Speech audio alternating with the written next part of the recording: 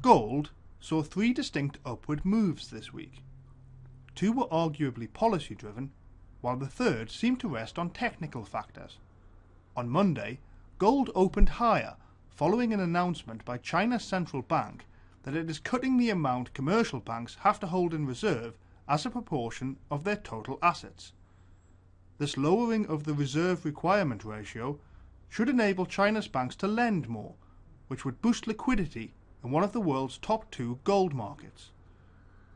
Greece's second bailout, meantime, was finally agreed on Tuesday. The euro moved higher following the announcement, which was also followed by gains for gold. Then on Wednesday, the spot gold price jumped during US trading, ahead of the expiry of March gold options the following day. Thursday saw spot gold in dollars hit a 3-month high. Dealers in both India and China, the world's two largest gold markets, reported slow physical demand this week. Nonetheless, gold had managed to hold on to its gains by Friday afternoon in London. Friday's PM London fixed price was $1,777.50 an ounce, a gain of 3.2% from last Friday's. Friday also saw silver break out of the sideways pattern it has shown for most of this month.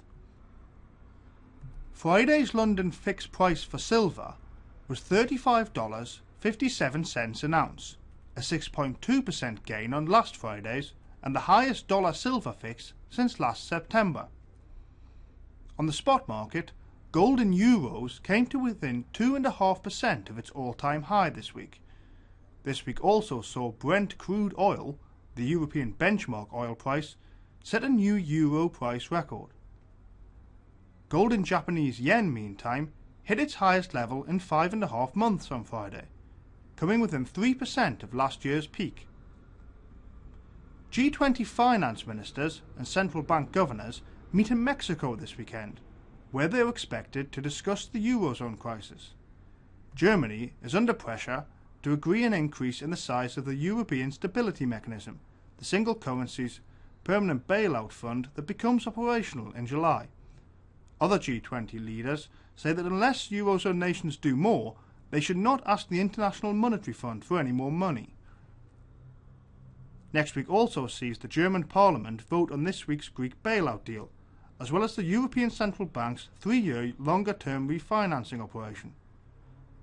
To keep up to date with the latest developments in gold and silver, as well as the wider markets, visit goldnews.bullionvault.com.